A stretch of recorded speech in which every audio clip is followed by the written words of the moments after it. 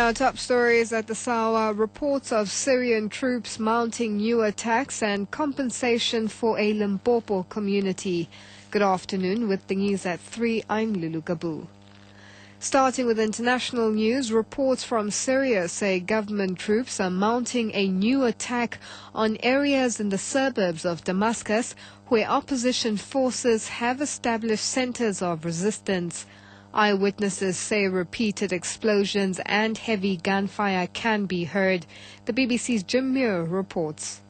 Activist groups said that more than 2,000 troops and 50 tanks were involved in an attack that began in the early morning on suburbs around the eastern edge of Damascus itself. They said tanks and artillery bombarded the areas, which were surrounded and cut off, with electricity and communications also disrupted. Some of the suburbs have become hotbeds of activity by rebel fighters from the Free Syrian Army, which is made up of deserters from the official armed forces. There were similar reports from the mountain town of Rankus, about 30 kilometers to the north of Damascus. Activist organizations said it had become a disaster zone. Back home, the Congress of the People is to approach its former Deputy President Mbazima Shilowa and the Judge President to settle the ongoing court battle between the two groups through arbitration. Speaking in Johannesburg following the Congress's National Committee meeting, Co-President Musiwa Lekota said by going the arbitration route, the matter could be finalized within 6 weeks. The court battle between Lekota and Shilowa has been dragging since last year. In February last year, Lekota announced that Shilowa had been expelled from the party for mismanaging parliamentary funds, a charge Shilowa has consistently denied. Lekota says the matter must be resolved.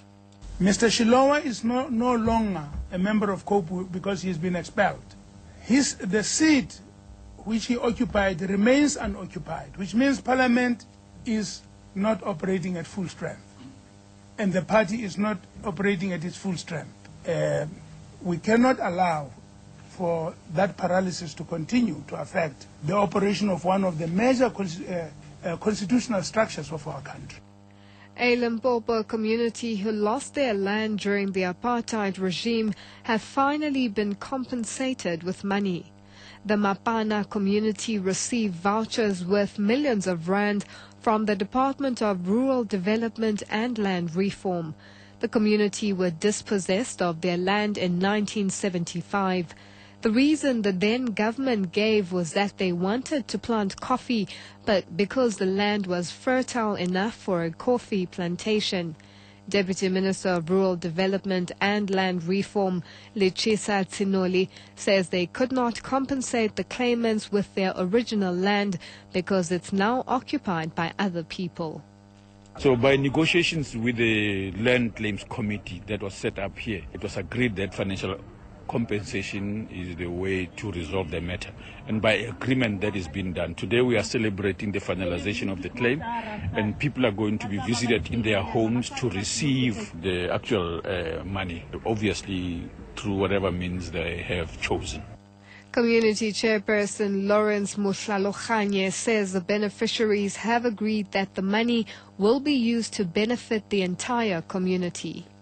First thing I'm thinking of to educate children, because most of the children in our rural area are lacking of education. So the first priority is education, to educate our children.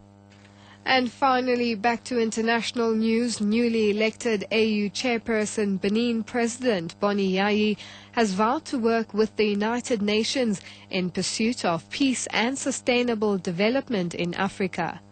Last year, relations between the UN and the continental body were strained following disagreements on the handling of the political crisis in Libya and Ivory Coast. Speaking through an interpreter, Yayi has promised they'll continue to work together to solve the challenges facing the continent. I wish to express my thanks and gratitude for the support that African Union gets from the United Nations in helping solve the conflicts that have ravaged our continents. We shall pursue the path of working together in the strengthening of our partnership for the service of peace to enable sustainable development on our continent and indeed for a better world